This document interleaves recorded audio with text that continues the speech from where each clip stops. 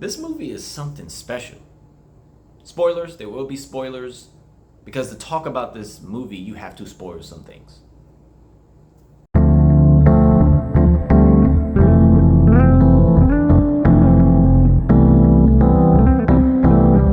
Hello, welcome to Just My Thoughts. I'm your host, Khaleel Ward. On this episode, I'll be talking about Spider-Man Brand New Day. The movie stars Tom Holland, Zendaya, John Bernthal, Jacob Batalon, Sadie Sink, Mark Ruffalo, Tremel Tillman. We just seen Holland, Zendaya, and Bernthal in The Odyssey, and the chemistry carries over to this movie. We'll talk about that later. This story takes place right after No Way Home, when he did the spell. Everybody forgets Peter, and Peter is technically gone, dead. He's not Peter for a large majority of this movie. He's Spider-Man. And they do a montage kind of like Fantastic Four, when it just shows them taking on different criminals and, through the years. They do this, and I like the fact that they added like the snow and he's fighting different, characters, and he got the little vest on. But he's also watching Ned's stories. And you can hear Ned say like, oh, sophomore year, oh, senior year. So time has gone by, 4 years has gone by, and he is Spider-Man only. He doesn't have a life outside of being Spider-Man.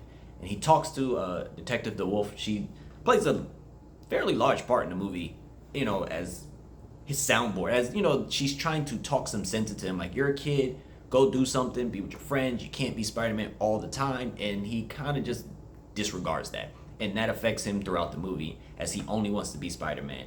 And stress and things are changing him. So his arachnid DNA is growing more so than his human DNA. And it kind of reminds you of in the previous movie, or in the old cartoon, when he puts on the black suit and it kind of changes his personality a little bit. He gets stronger.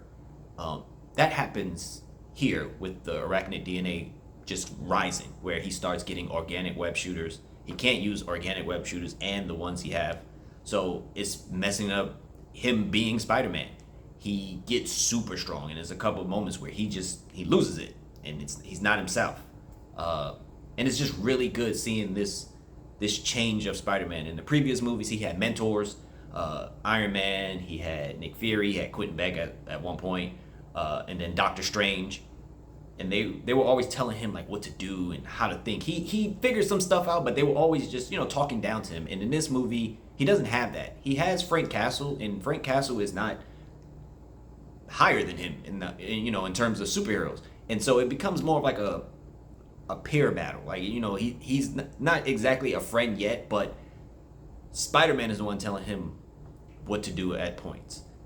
Let's talk about the characters, the performances. This is the best Tom Holland has ever been as Spider-Man and Peter Parker. He's fantastic. He owns this role. It's his role. He's the best. I think he's the best. Like, this solidified it. Like, this is a very mature story. In my short review, I just said it's an emotional roller coaster, and it is, because the performances are so good. And yes, it is a superhero movie. Yes, he's swinging around, but they have some conversations in here that's very emotional, tear-jerking conversation. Zendaya, it starts with her, and she's great with Peter. She's great with Ned. She's great with Frank.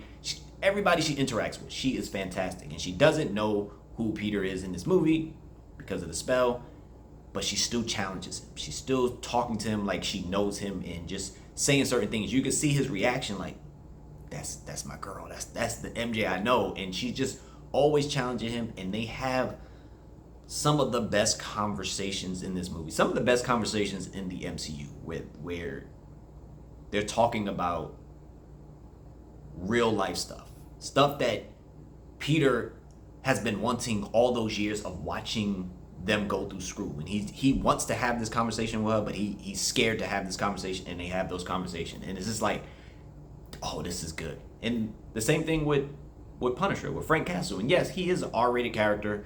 And you watch him on Disney Plus, he's killing a lot of people. The last time we seen him in his little short movie, he killed like 70 people, 80 people in the movie. He was just killing. It was really just watch Frank kill things. But he works in this PG-13 setting. He curses a lot. He says bullshit a lot. And he always wants to shoot something. He's like, we did it your way, but let's shoot something. He has great chemistry with Tom Holland. And it may be from them knowing each other for so long and doing each other's demo tapes for these particular roles. But he gives him the hard truth sometimes. Like, he's not the superhero that Spider-Man is. He knows that. But he just gives him some hard truths. Especially one moment where they're talking and Spider-Man takes a drink and he's like, you can't even take your mask off for a drink, for coffee?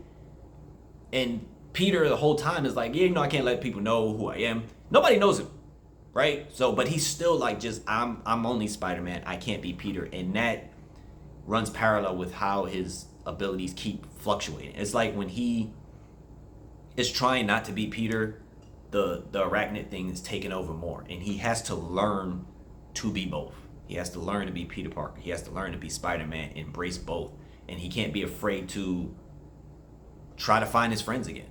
And he has moments with Ned and MJ, and it's just like old times, but he's in the Spider-Man costume, and it's really great watching them on screen. And the action, best Spider-Man action. It's the same guy who directed Shang-Chi, and the action is really well done. The scenes with the Hulk, and the Hulk is in it enough. I will say that. He's in it enough. He doesn't overstay his welcome. He does some things. Spider-Man has his hands full in the moments with the Hulk, and I just thought it was really well done. And like the spoilers, but everybody knows that Sadie Sink is Jean Grey. I thought it was a good intro to her character, and I thought everything worked with her. And I know people are like, oh, but it's not the X-Men and all of this stuff, but she's young. This gives Peter a chance to be like a mentor to her as she's using her powers. Yes, she's very strong, but she hasn't hit her potential, essentially. She does get stronger in the movie, and she's kind of broken.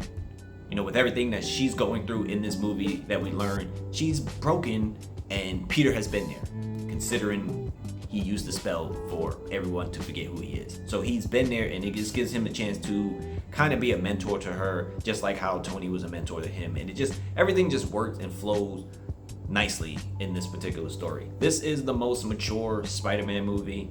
Like I said, very emotional, some great set pieces, some great action shots.